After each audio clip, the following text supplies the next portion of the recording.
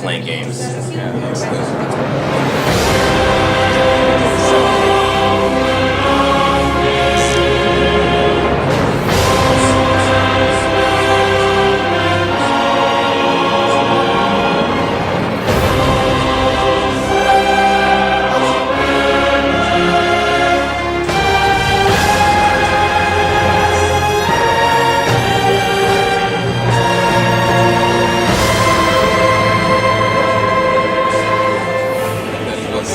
By the NES. yeah, and then it was.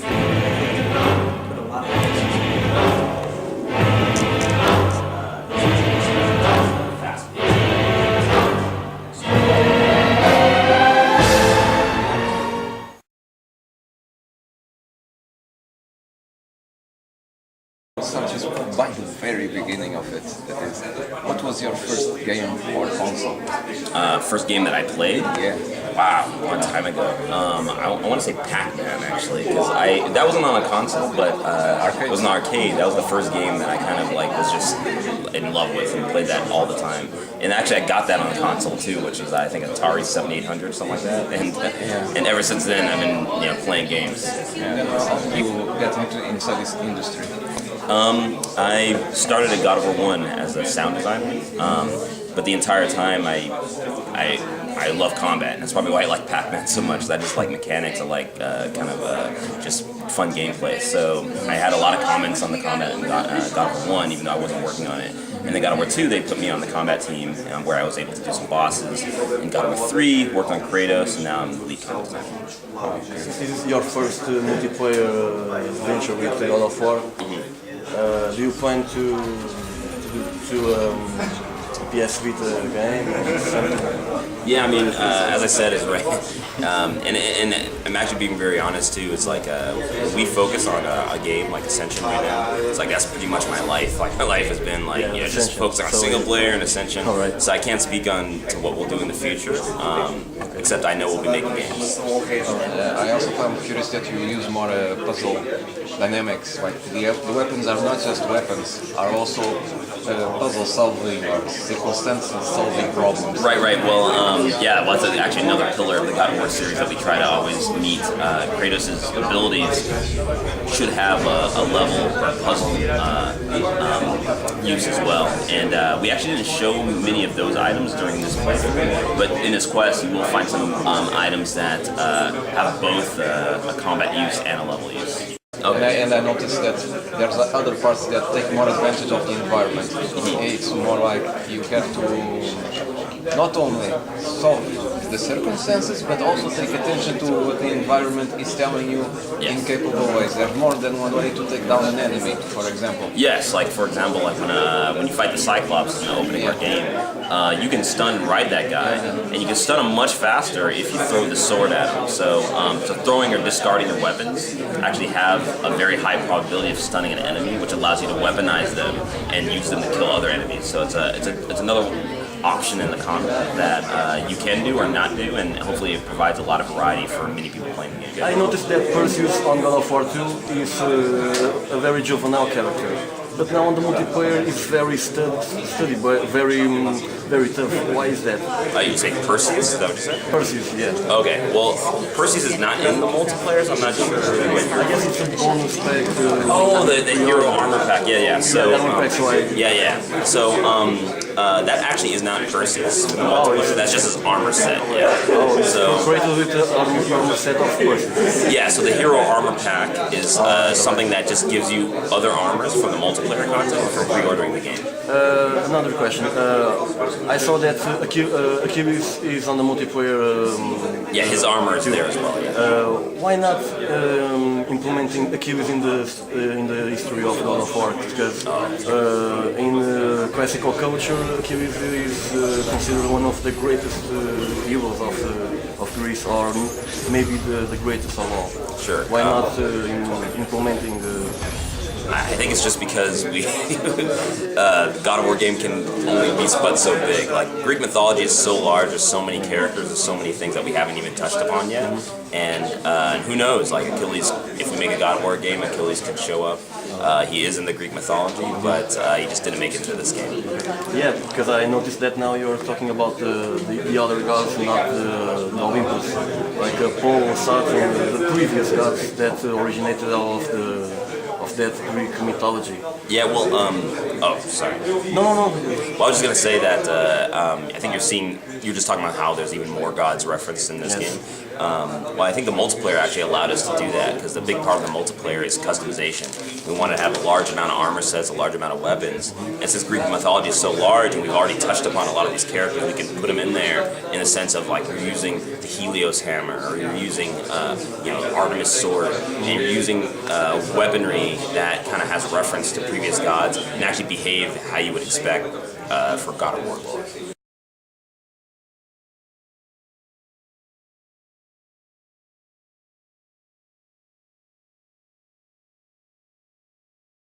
From the very beginning, that is, what was your first game? My first game that I ever worked on? That you first played. The first one that I ever purchased? Yeah. Well, let me try to think about this one for a second. It was on the Sega Genesis. It was probably Altered Beast, Yes. because it came with the console. So that was the first game that I ever bought. First one that I ever worked on was a game called Izzy's Adventures, that I think was an Olympic hero for the Greek games in like '92. First game you played, Altered Beast. Yeah. That's about Greek mythology. Now you came to God of War and you came full circle. Full circle. So what can we expect from this circle to evolve to? I don't think I'm going to make Altered Beast, but that is crazy. I didn't even think about that. How did the God of War come into your life? I was lucky. I played God of War 1, and I had a little bit of a track record. I worked at Oddworld, and then I worked at Midway. I worked on like Gauntlet, and I worked on Abe's Exodus and games like that.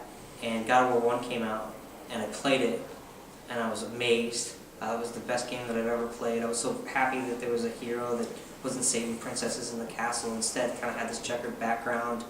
I really wanted to work on the game too because it had this cinematic flair that no other game had.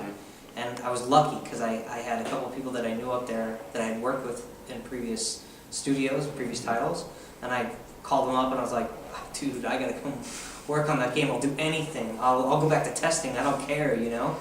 And they're like, yeah, come on up. We were looking for a camera designer. So I was like, I'll do that. I have no problem. That's like one of the coolest parts of the game. It makes it so different. So I was lead camera designer on God of War 2, God of War 3. I got lucky. I guess I did okay in my interview. And then with this game, I got a chance to return to my designer roots, and it's been a very humbling experience to work with such a talented team. Okay. So you're really into the game? Very much so. Very much so. You live and breathe God of War? I hope so. I hope so. I mean, that's all I think about. That's when I drive home. Sometimes I want to turn back around and go back to work to do a little bit more. It's an awesome. It's the greatest franchise to work on that I've ever been able to. So. Well, I think that the evolution that you're seeing, I think that's the result of the animation blending system. So the animation blending system, before it might have been one animation that maybe tweened into another animation, and now that one animation is made up of multiple animations that are layered on top of each other. They might be animating a piece of the arm, they might be animating a head separately, and all of those things are blending together. So I don't know the exact numbers, but my guess is like, let's say there's 5 or 6 animations that used to be one animation. And that fluidity, much harder to do, but at the end result is that it looks more fluid, it feels more responsive too. So you don't have any hitch to it, and actually just everything kind of blends into one another very seamlessly. But it's also the Titans now that we have on there, and with the new navigation mechanics that we've improved, it makes the game a lot more challenging.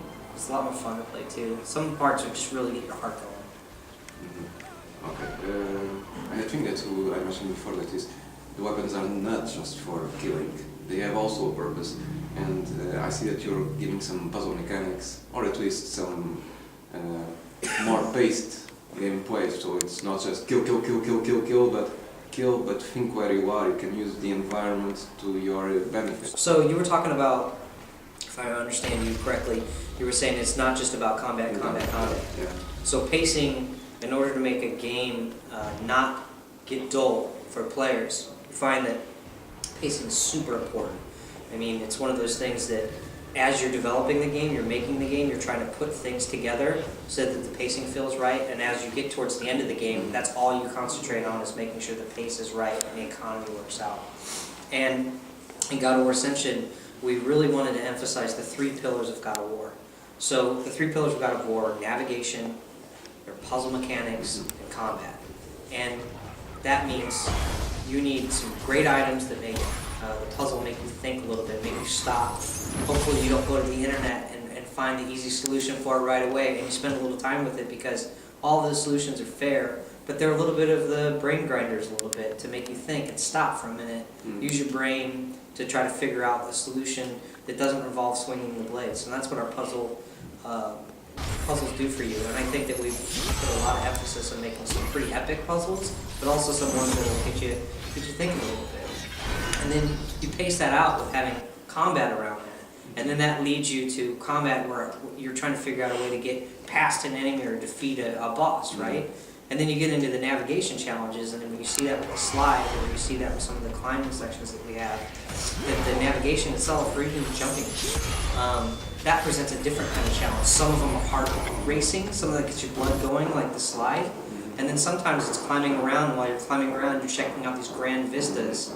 And the whole game itself, the thing that can't be lost, is that it's always presented in cinematic fashion. You never have to worry about controlling the camera to make sure the enemies are on screen. We're making sure they're on screen for you. But you're always getting you're walking around the next corner, and there's another epic vista that you haven't seen before. There's a new place that you haven't been before. So, thank you very much. Thank you.